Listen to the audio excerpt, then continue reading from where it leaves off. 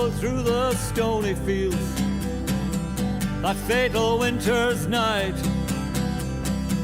but I could hear them coming. Should I run? Should I fight? The cold wind caressed my...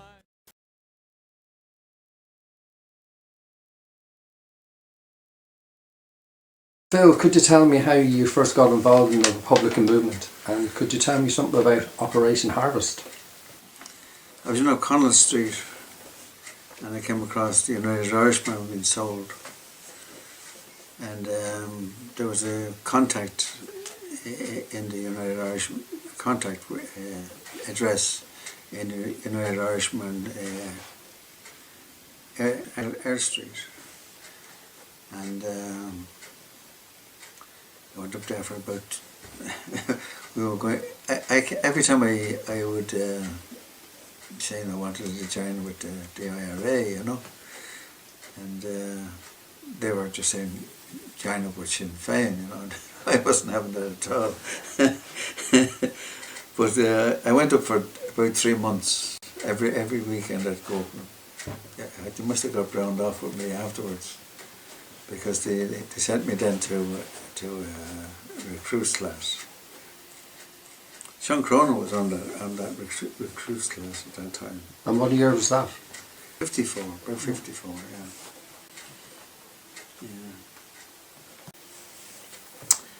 So we had about, I think it's 3 months of a recruits class.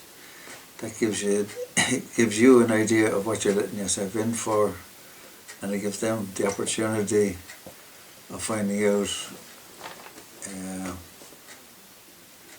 everything about you, more or less, you know. So that's how we became involved there. As regards we had nearly 18 months or nearly 2 years intensive training for Operation Harvest, and we had a battle school of 56. Most of these were the officer corps, and I said I'd go, so they allowed me in on the... What about Seán Curragh? He was on the battle school for us, and Charlie Murphy there. Most of the officers at that stage, Noel Kavanagh, most of the officers and some of the Belfast people. But most of the Belfast people there were arrested, you know. The internment started fairly quick, or arrested anyway for being members. That was really very intensive training there. I would say, from a training point of view, we were the next best thing to the special service that they have here now. You know, we were really given a rough time, but the locals heard shooting and banging. They realised that we were in the area, and they were complaining that we hadn't bought anything out of their stores. Everything was brought in quietly.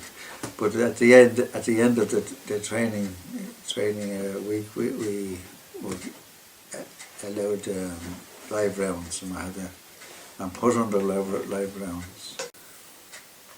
So that's more or less. The ones that trained you, were they from the 1940s? Well, we had there was 3 training officers. One was an ex-British Army major. The other was a British commando. But the one that really sticks out in my mind was this commando. He was some fucker. He really was. he really put us through a hard time of it. But he was giving us bayonet practice one day, and Morrissey, he said, "I'm going to fix this fellow once and for all." So we all had a big grin on our face to see this charging with his bayonet. And just at the last moment, he just turned away from the bayonet and pushed the rifle down into the ground. And Frank Morrissey just went straight over the weapon. He grabbed a hold of the rifle then, he was going to give him a thump of it. And he looked around at us. We were flabbergasted, how quick he was. And he says, "You've all passed your bayonet practice," because he knew we were all behind that bayonet. He was some clown, if ever there was a fella. So could you tell me about New Year's Day 1957, when you were involved in the Brookeborough raid with Seán South and Fergal when they were shot dead? Well, in 56 or 57, Brookeborough village was quiet when we went in there. I forget the exact time, I think it was between 7 and 8. It might have been a bit earlier. There was no prior warning. They hadn't got a clue that we were coming. I've seen in an article there that they had prior knowledge. They had no prior knowledge on that operation. It was straight out of the blue for them.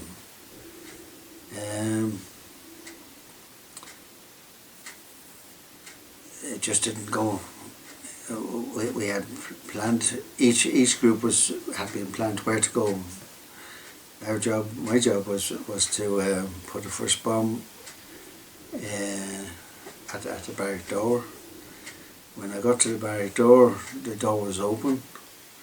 The lad who had been driving had seen a fellow walking across the road, and at the last moment he ran back to the barracks. But the door was open. Maybe I should have gone into the barracks at that time, but I didn't know whether I'd be shot by whoever was inside or some of my own men when I was coming out. But anyway, it just didn't go off. The bomb didn't go off for some reason, and I could never find out what the reason was.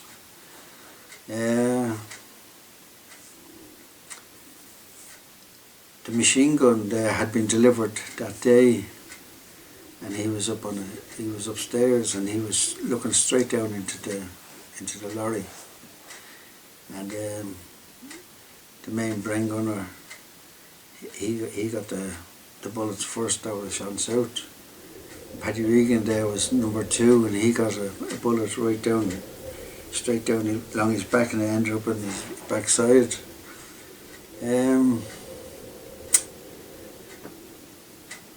Two lads there had gone out to stop any of the people making a roadblock, because we knew there was a lot of B specialists in the area. They more or less accepted, they didn't put up any fight at all, most of the people there. But when we were told to retreat,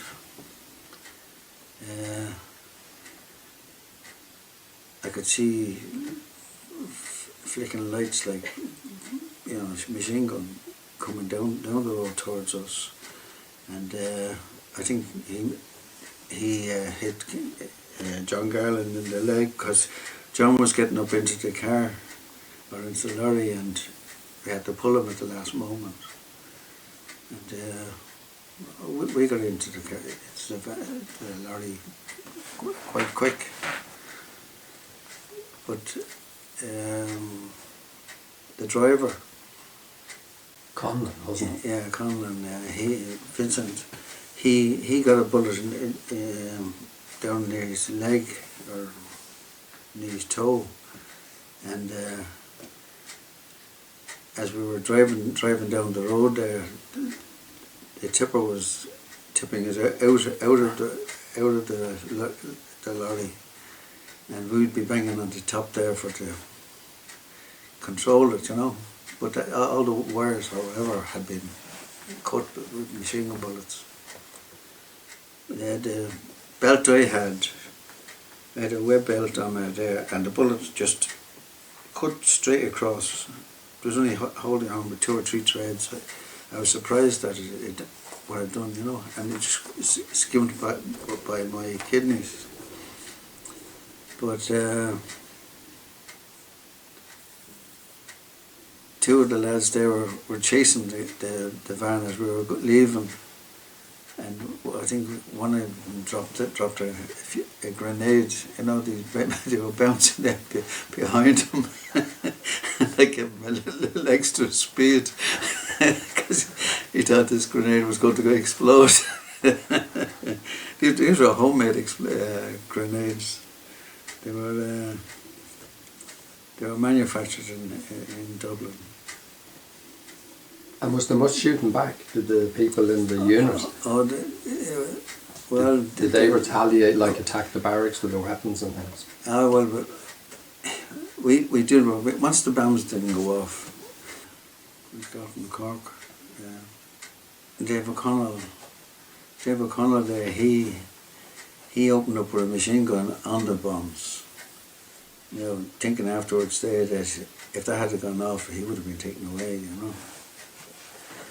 He would have been right in front of it. But I don't know if he had any experience enough to realise what a bomb can do. You know, and it's only a small bomb. But these were about at least 10 pounds. At least 10 pounds. And that do an awful lot of damage. But once the bombs didn't go off, it was a failure. And we got out of there as quick as possible. Fergal Hanlon, he was directly behind me when I felt this passing bullet. He was directly behind me, and I heard he was down. And Seán and Fergal Hanlon, they were very badly injured. We thought if we left them down the road a bit that the B specialists or RUC would look after them, because we weren't in any position to carry them. Too many wounded, because the bullets were just going straight into the lorry. How we weren't all killed at that time, it's just luck more than anything else. Right. So did you get over the border? Were you captured over the border then? Yeah. Pat Connolly was our local guide, and we got up as far as this barn, and we put two lads in there.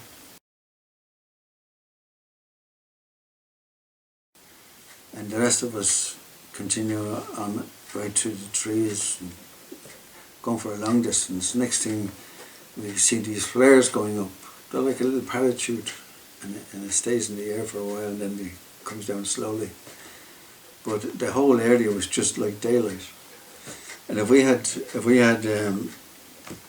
they were shooting, but if we had replied to fire, it would have given their position, and then they would, well, they possibly might have decided to come in after us, but I think they would have been taking an awful risk, you know, because whatever else, we weren't going to be taken at that stage, you know. You were lucky that the lorry actually took you out of the area. Oh yeah, very, very lucky, yeah. And it was all the, what you call it, the compressed air, they had been punctured, and that's the reason why there was a tipping out all the time. Oh Jesus, for miles we were getting tipped out, you know. After the ambush in Brookeborough, could you tell me about where you went to after that, when you escaped from that? You had said you went into a forest? Yeah, we went into a forest there, and then they started sending out these flares. It lit up the whole place like daylight. And one of the lads who was in charge, he said, under no circumstances do you fire back. He says it'll draw fire to your area, and we just kept quiet. Next thing we heard, what we thought was continuous fire from short arms. We knew that we were of the opinion that they had finished off Fergal O'Hanlon and Seán South, but we found out afterwards there, one of the lads went, years later, one of the lads went back into the hut and you could see all the marks of the bullets at waist level, so the two fellas would be lying on the ground and they wouldn't have been hit. But it was the only thing that we could do, is leave those two lads there, hoping that the RUC would at least look after them. But it wasn't a desertion. We just had too many people injured, and we had also the extra arms to carry.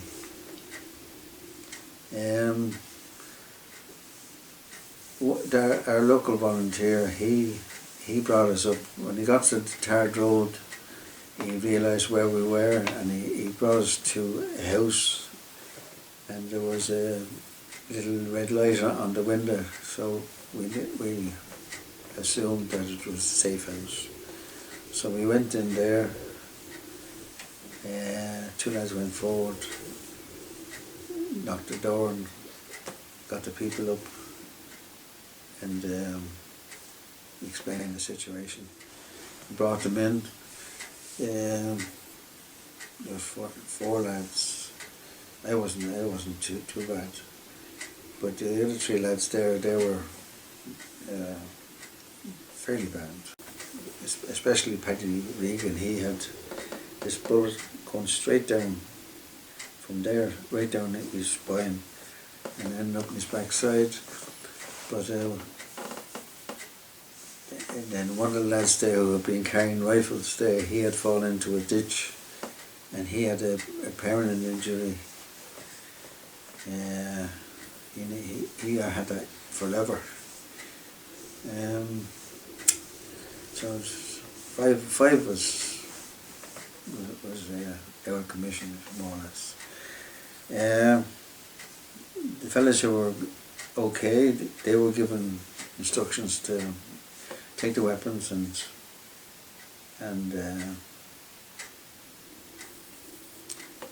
hide them safely. They hid them safely, all right, but they were caught a little while later. Vincent Conlon, he decided that we had to get medical help because there's too much blood being lost. So he went off looking for the special branch or anyone else who could help. And he ran into a car, in the dark. He ran into a car and there was a special branch in there. But we heard a knock on the door later on, and opened the door, and you could see these Conlon was in front, and he had these two machine guns under his just sticking out from under his arm. And there was a Fish Army officer, and he was getting a conscience because he put the machine gun behind his back. He was really embarrassed. He was only a young lad, but he was very embarrassed.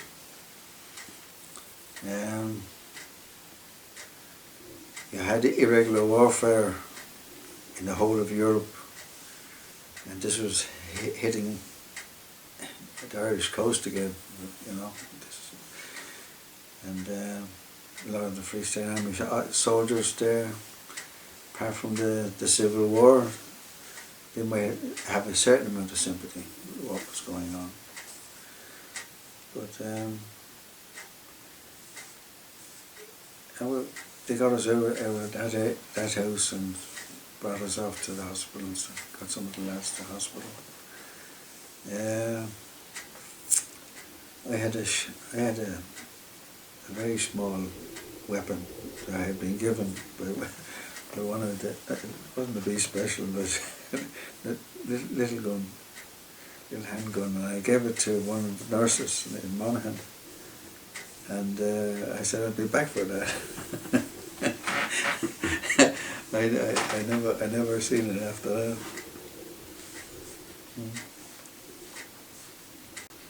And that's more or less it. We had an ambulance when we were being brought to Dublin, to the Mater Hospital.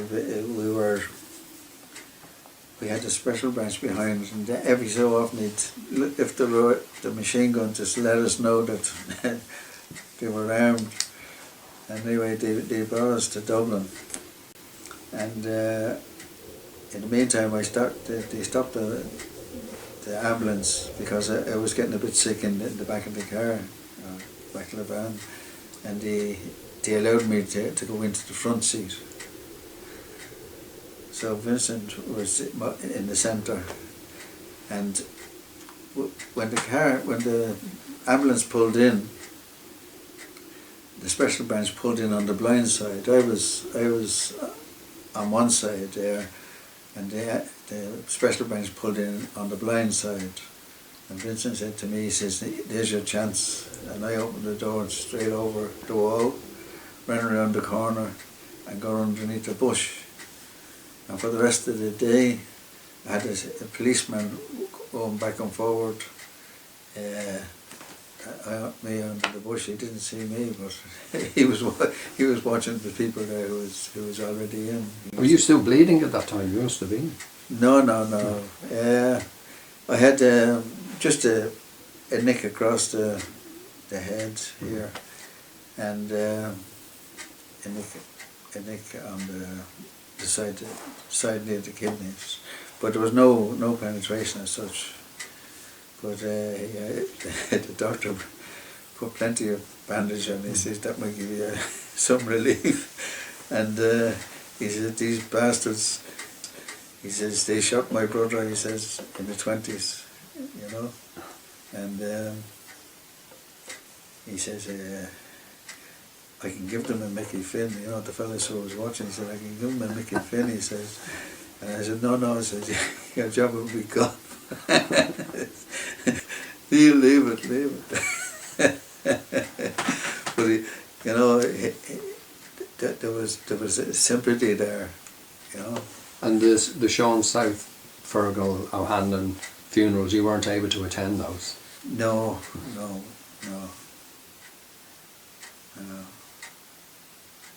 And would you have known Seán South, like in the few weeks you were on the border? Yeah, well, after we had come down, we had been surrounded on a mountain with 3,000 British soldiers and all you see, and we had a small little radio with us, and we could hear the British Army talking, and we'd slip across the road to get out of their circle. And we eventually all got onto the far side of the road, and then we head for the hills. But the locals there, they would give us, you know, these white sacks that they have flour in. They'd give us all these white sacks, and we'd have them all around us, you know. We'd put the white sacks on us because it was beginning to snow. So we were like snowmen coming around the place. But we were in a village. We were in a village up in the mountains, and we heard that British Army were raiding one end of the village. So it was debate, what should we do? We said, we'll take them on, you know. Maybe it was wrong, but we had gone so far where we decided that we'd take them on if they came down our way, but they didn't. We were lucky. They were lucky. Lucky with us, yeah.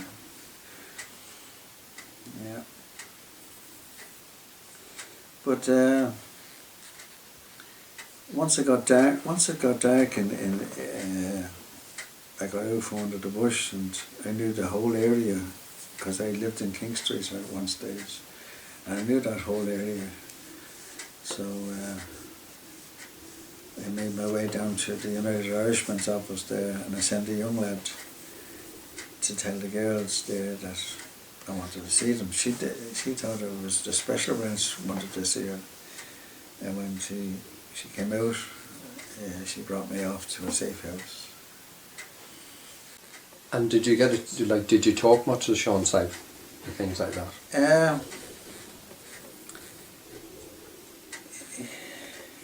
He was a different type of individual that I'd come across. Completely different. He was very rigid in some ways, and he was insisting that this was going to be an Irish speaking column, you know. But I think there's only one or two fellas who could speak Irish, but the vast majority there hadn't got a clue. They hadn't got a clue about it. But his heart was in the right place anyway, you know.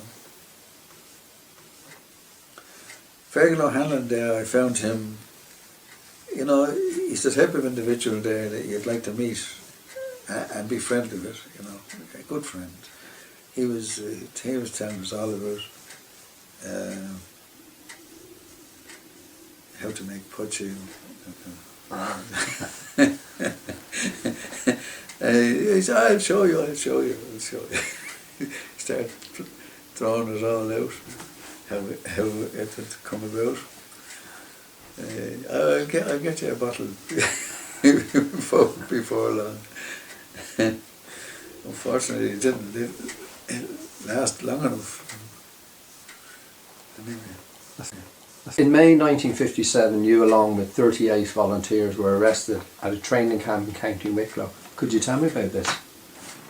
That training camp should not have taken place at that particular time, but these things happen.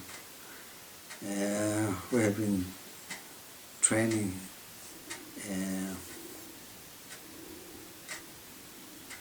fairly hard training, hard march, and we were making for an ex-British soldier. He's a captain in the British Army.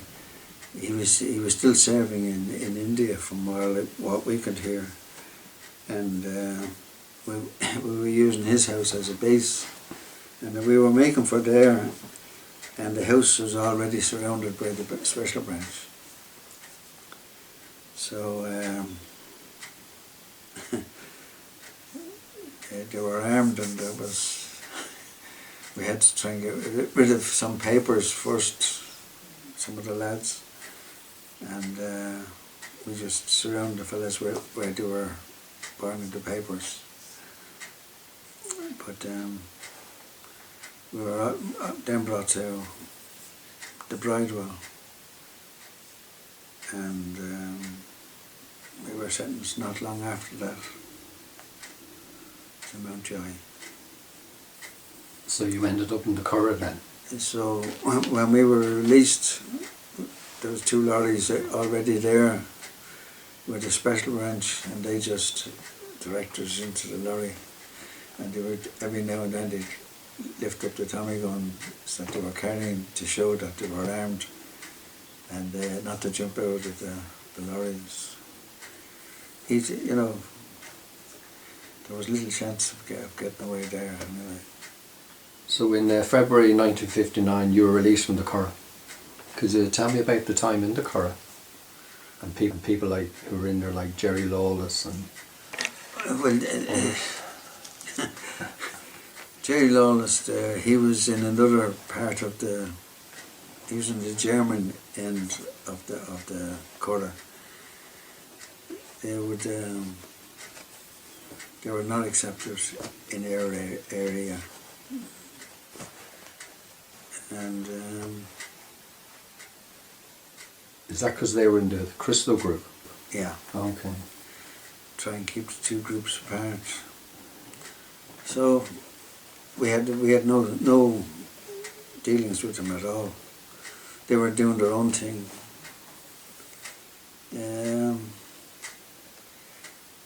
The Curragh was very interesting. For one thing, we got to know an awful lot of people around the country. You know, you set up friendships there between different groups, and you know who's reliable, you know who you could trust. Like everywhere else, you have people who like to hear themselves talking, and others who like to keep themselves quiet. So you just gravitate towards who you would consider the most serious person.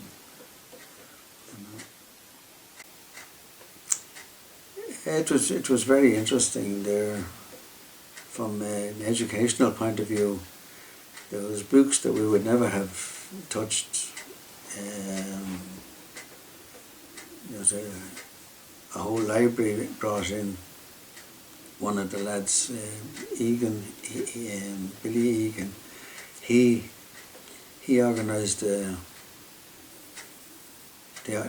library, the local library, to send in books that was requested. So he done a very, very good job. And were you there when Roy Bradley and Daithí O'Connell escaped? I was, yes, indeed. I had gone to, I like a few other people had gone to Thomas McCurtain, and we said there's a possibility of an escape from that area, you know. So they selected who was going. It might have been your idea, but someone else was selected for the role. But it was the correct thing to do.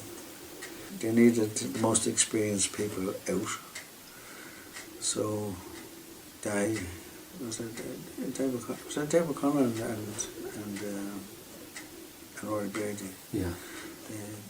They were put into a blanket with all grass on it. And they pulled the blanket over themselves. And they had been continually thrown up all these grass into this corner, and so it was a perfect place to bury yourself if you could, you know. But Tom says now, he says, you keep that to yourself, he says, keep that to yourself. He said, it might never be used. It was already in planning. They were already planning it. Yeah. He was an interesting man, wasn't he, Thomas McCurtain? Oh yeah. He was a great storyteller, and he loved to bargain. You know, he'd be bargaining with you all the time there, and he'd get really annoyed if you handed over everything to him. You know, he just liked to bargain. You know? Oh yeah, sometimes there was two lads there. One was a bit of a bomb maker, you know. He'd go to bed with a problem in his head, and he'd wake up in the middle of the night and he'd have the answer.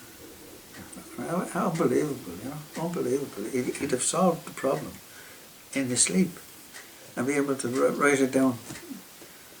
He has the problem solved. He was good.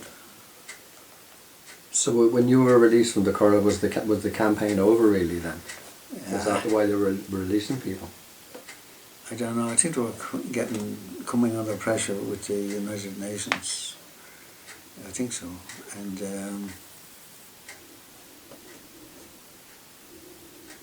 the campaign was practically on its knees at that stage there. There was just a few people out. And when we got out there, we got called for another training camp. And that was fairly intensive, you know. We were reasonably fit inside there, but it wasn't up to the standard, you know. Seán Cronin he's hard taskmaster when it comes to training. And was he a very fit man at that time? Oh, he was, yeah. He was a good man now. Yeah. He was outstanding. So when you were in the north, you were in Antrim as well. Was Seán Garland in charge of your unit? No.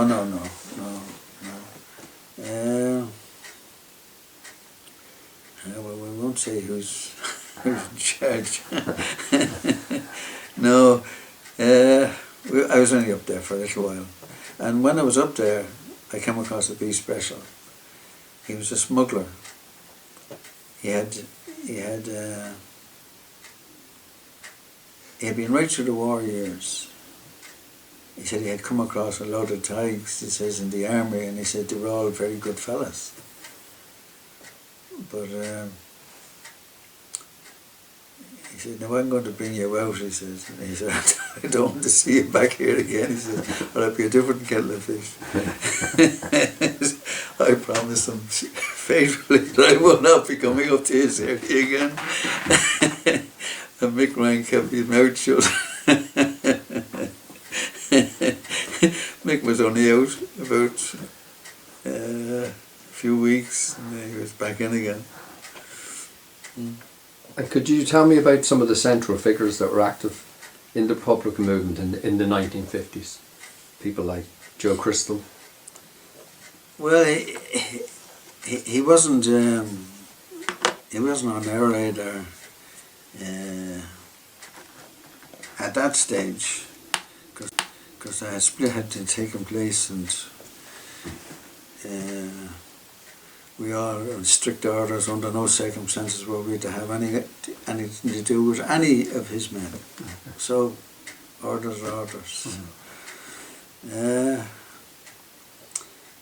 Joe Crystal, and who was the other chap you mentioned? Well, there was Seamus Costello. Oh, Seamus. Yeah. Seamus is another exceptional type of individual. Yeah. Peter Pringle put a name on him as the boy general, you know. He was good. No, he was good, man. I was really sorry to see him getting killed.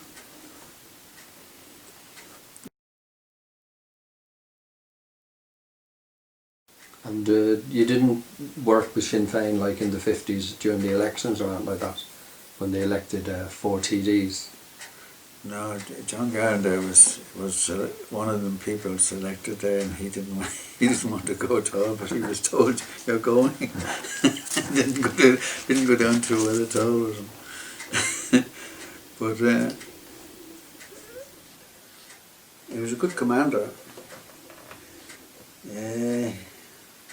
A lot of the arms that we had, he was directly responsible for getting them. He cleared out one of the barracks, and the British Army were looking down at the weapons being taken, and they could do nothing. They hadn't any weapons. He cleared the barracks out anyway with the weapons. Was that Armagh, was it? Yeah. He was the embedded fellow. Yeah.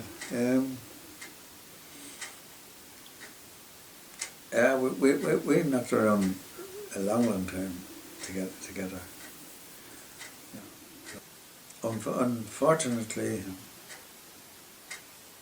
some things happens, and you wish they never had happened. You know? That's the way politics turn out. And was he always politically astute, even as a young man? Yeah, he didn't want to have any dealings with the political end of it there. But he was dragged screaming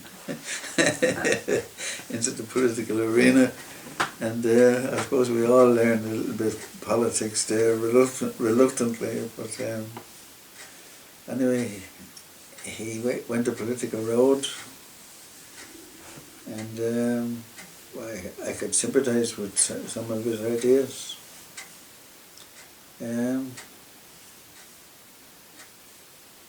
What can I say? He's just his history plays your hand, and you just play it. You know?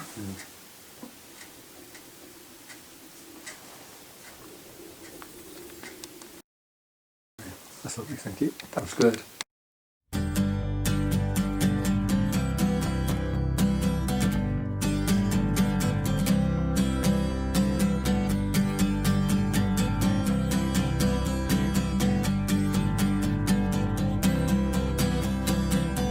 Stumbled through the stony fields that fatal winter's night,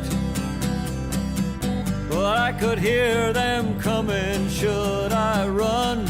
Should I fight? The cold wind caressed my skin, my face was burnt and raw. I was a fugitive, escaping from the law. I steer towards the hideaway, a running wanted man. Familiar town.